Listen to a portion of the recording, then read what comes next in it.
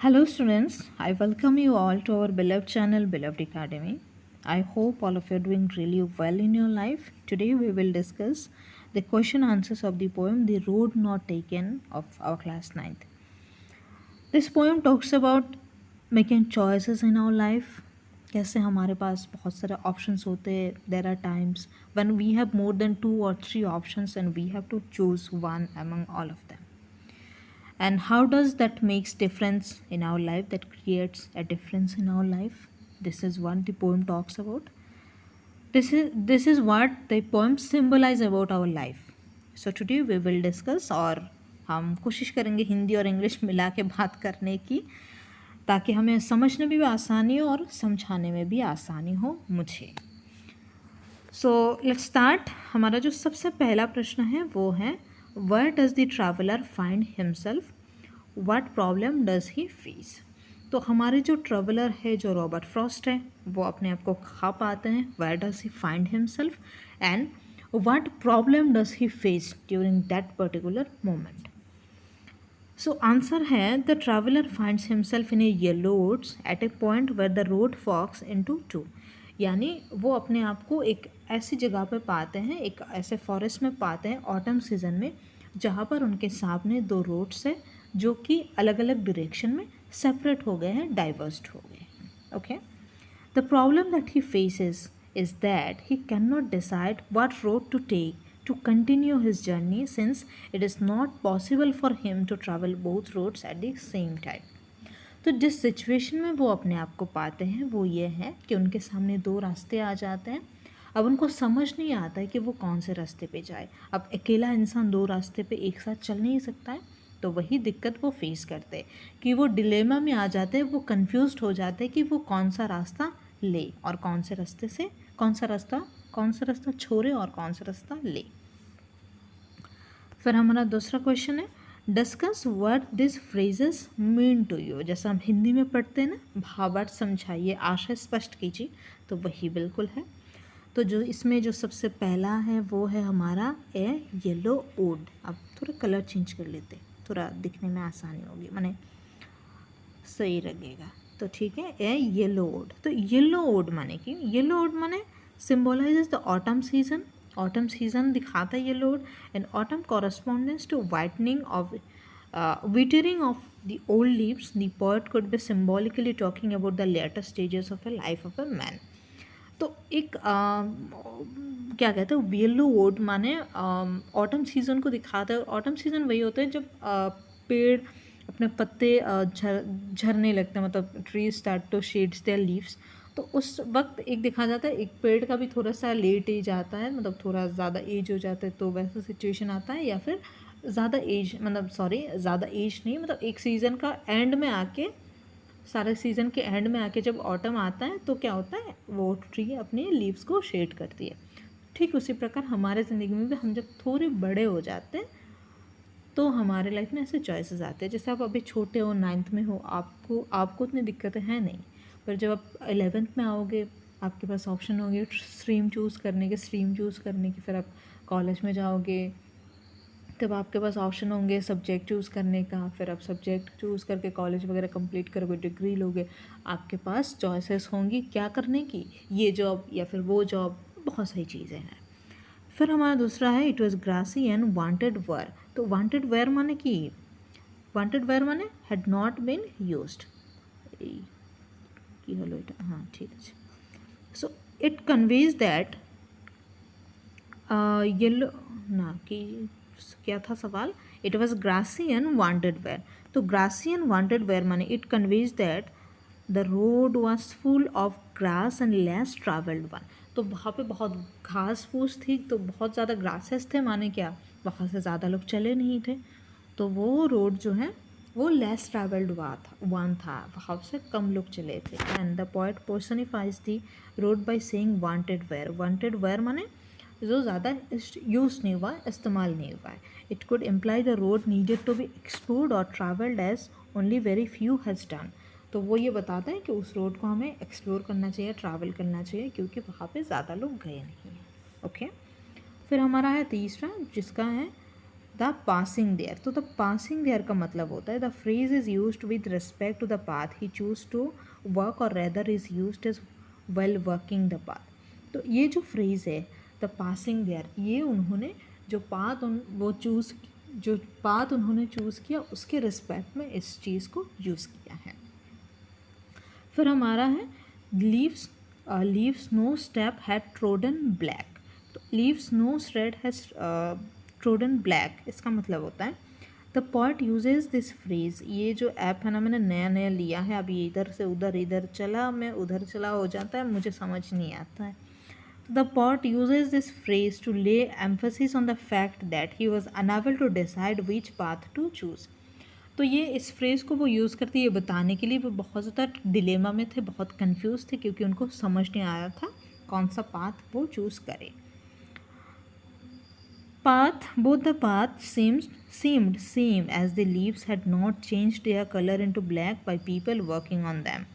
Figuratively, it could represent a dilemma to choose one path over the other for the fear of uncertainty. तो ये वही बताता है कि अब इधर से जाए इंसान या उधर से जाए, क्योंकि हर जगह पे दिख रही है कि अगर किधर से किसी भी रास्ते से आप जाओ उसके अपने प्रोज और कॉन्स होते हैं, अपने मेरिट्स डिमेरिट्स होते हैं।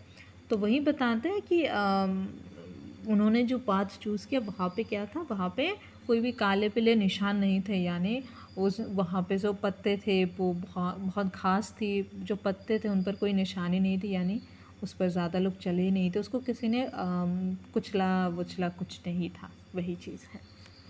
फिर जो आखिरी पांचवा है वो है how way leads on to way. तो how way leads on to way, way leads on to way, way leads on to way माने एक रास्ता ऐसा इधर गया तो इससे दूसरे और रास्ते निकले, फिर इस रास्ते से और रास्ते निकल सकते हैं, फिर इससे और निकलेंगे। तो एक वे था पहले, वे नंबर 1, यहाँ से 2 आया, 3 आया, देन 4, देन 5, এইভাবে मतलब इस तरीके से फिर वो चले जाते हैं। तो दिस इज कि the phrase is used in continuation to the idea that the poet wanted to return and try the first road for another day, but he soon realizes how one way leads to another until one is very far from where it started.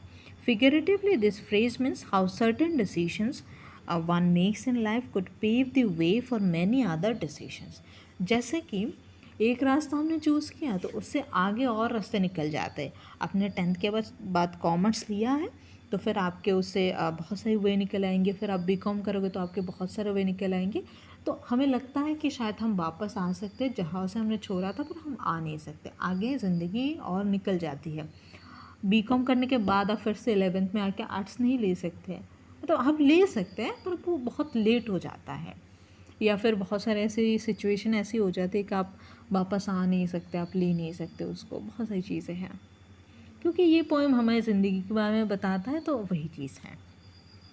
फिर हैं क्या है, फिर हमारा तीसरा question कहाँ चला गया, हाँ ये है।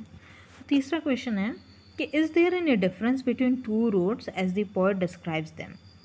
तो क्या जो दो रोड पोएट ने डिस्क्राइब किया है, रोड 1 एंड रोड 2, क्या उनमें कोई डिफरेंस है या फिर वो दोनों सिमिलर है। तो सबसे पहला इसमें क्वेश्चन है एंड स्टेंजा 2 एंड 3। तो स्टेंजा 2 और 3 में क्या कोई डिफरेंस है, and in the last 2 lines of the poem. तो हमें दो तरीके से बताना है, पहला है स्टेंजा 2 और स्टेंजा 3 में कैसे बताया है, और फिर पोएम के लास्ट 2 लाइन में कैसे बताया है। वीडियो देखो थोड़ा सा लंबा हो सकता है, पर मेरे ख्याल से एक्सप्लेनेशन अगर आप ढंग से समझोगे तो आपको बहुत आसानी होगी। तो पहला हम देखते हैं स्टेंजा 2 और स्टेंजा 3 में। In stanza 2 the poet explains that the only difference between the two roads was that the road he took had the right to be chosen, the better claim, because it was covered with grass and looked as if it had not been used too much. Beside this difference, both roads had equally worn down by passers by traveling on them. In stanza 3, the poet says that both the roads were equally covered with leaves as that no person has stepped on.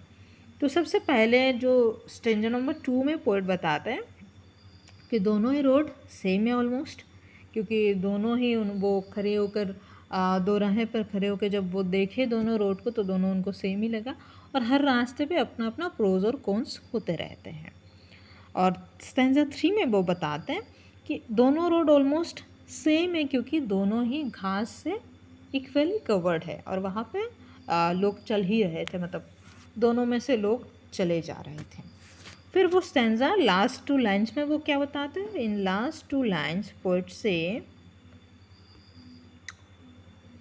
क्या कहते हैं, in the last 2 lines of the poem, the poet says that there is a difference between the two roads because he took the road that was less traveled by other people and that made all the difference to his journey. तो फिर question number 2 में वो बता, question number 2 में नहीं, poem के लास्ट 2 line में ही सेज कि he has taken the road which was less travelled by और through which less people travelled and that has made all the difference, that has created all the difference to his life. यानी उन्होंने उस रास्ते को चुना जो कम लोग चुनते हैं, जहाँ पे कम लोग जाते हैं जिस रास्ते से, और उसी से उनका लाइफ जो है बहुत ज़्यादा डिफरेंस क्रिएट हुआ, उसी से वो सक्सेस हुए। तो यही था। अब हमें चौथा प्रश्न की ओर देखते क्या हैं। तो इसमें बताता है कि what we think the last 2 lines of the poem mean, looking back does the poet regret his choice और एक्सेप्ट इट। तो पोएम के लास्ट 2 लाइन में आपको क्या लगता है कि जो उन्होंने वो बताता है ना कि एक गहरी सांस के साथ मैं ये कहूँगा कि आई टुक द वन जिसको कम लोगों ने चुना है और that has created all the difference in my life. तो आपको क्या लगता है, वो पोएट रिग्रेट करता है या फिर क्या करता है? तो क्या लगता है आपको बताना कमेंट में ज़रा। वैसे ये सवाल पूरी तरीके से आपका अपना है, आपको जो लगता है वो लिखिए, पर मैं यहाँ पे क्या है वो एक बार आपको समझाती हूँ।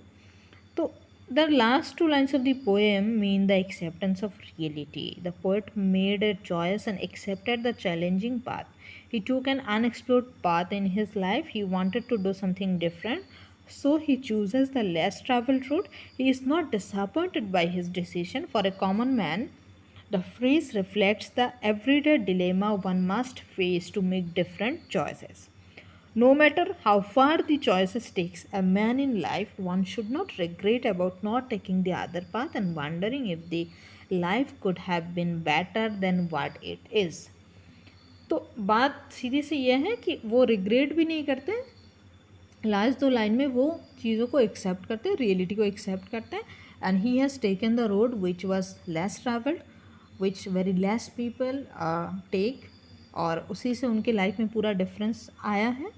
तो वही चीज़ है कि हमारे डेली लाइफ के बारे में ये बताता है कि हमारे लाइफ में बहुत सारे ऐसे ऑप्शंस आते हैं, बहुत सिचुएशंस आते हैं जहाँ पे हमें 2 रास्ते आ जाते हैं, 3-4 रास्ते खुल जाते हैं, पर हमें हिम्मत करके we should have the courage to choose something which we want, not something जो कि लोग कर रहे हैं या फिर सारे लोग कर रहे हैं।